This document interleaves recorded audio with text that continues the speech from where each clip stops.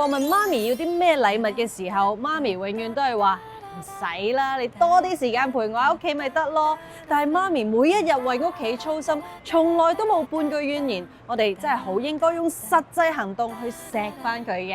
母親節就係最好嘅時機幫媽媽補一補啦。嗱，而燕窩咧就係最好嘅補身嘅物品啦。咁究竟燕窩又點樣揀呢？今日好開心，我哋可以揾到 Jimmy 同我哋一齊去揀啊！睇下。今日好開心咧，可以同好專業嘅 Jimmy 咧，同我哋講一講燕窩啦。其實燕窩咧有分咩種類，同埋我哋應該點揀呢？嗱，燕窩咧就分成3大類嘅，有呢個白燕啦，同埋有呢個金絲燕啦，同埋有呢個野生嘅洞燕嘅。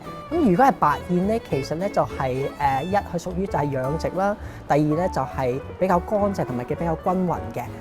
咁如果金絲燕咧，相對嚟講咧就係佢個燕窩絲係會比較粗身少少啦，口感上咧就係會比較爽口嘅。咁野生洞燕咧反而咧再 premium 少少咧，其實咧就係相對嚟講係個營養會比較豐富。咁揀燕窩有啲咩 tips 咧？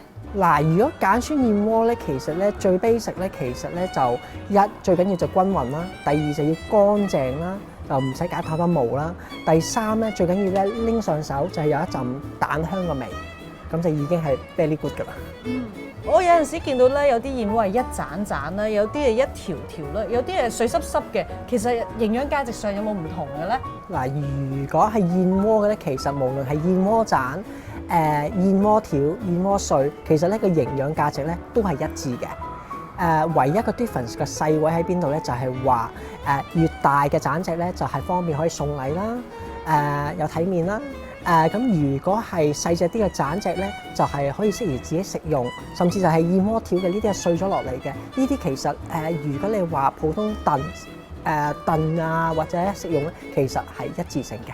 啲人成日話咧浸燕窩咧好麻煩，又要浸好耐，其實應該點樣浸啊？嗱，如果浸燕窩咧，其實咧就相對嚟講係比較簡易嘅，輕輕攞啲燕窩咧就放喺水入邊浸佢大概係3個鐘頭啦。浸完之後咧，就將嗰啲已浸過嘅水將佢倒咗去啦，跟住再加翻啲新嘅水，再浸多3個鐘頭，咁一共係6個鐘頭咧，咁就已經可以咧就可以攞得去燉㗎啦。咁喺燉嘅期間嘅，我哋講緊都係半個鐘頭，咁你已經有一餐好豐富嘅燕窩。點樣可以揀到一啲即係天然啊，又或者係唔係假嘅燕窩咧？嗱，燕窩咧其實咧本身咧佢主要嘅嗰個成分咧就係水溶性蛋白質嚟嘅。其實咧，如果我哋咧真係去煮用嘅時候咧，將個燕窩抌落去滾水入邊咧，其實咧嗰個燕窩咧就會化成水嘅。咁如果係假嘅燕窩，譬如係膠嘅時候啦，塑膠咧其實係無法可以溶解嘅。成日都話咧，女人好適合食燕窩噶嘛。咁講真，燕窩有啲咩功效先？嗱，食燕窩咧，主要嘅功效咧就可以咧就係美顏啦。第二就係話可以咧就係增強免疫力啦。可能係年長少少，其實可以安睡。浸完啲燕窩咧，咁可以點樣食咧？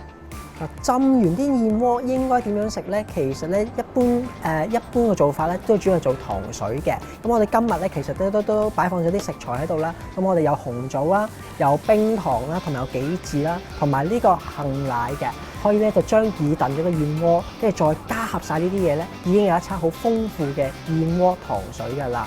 真係好有燕窩嘅香味啊！如果母親節咧可以整俾太太啦或者媽媽咧，絕對係一個非常之好嘅甜品嚟嘅。最緊要都係揾一間咧有信譽良好嘅鋪頭去買呢一啲燕窩，咁就食得放心又補得安心啦。今日多謝晒 Jimmy。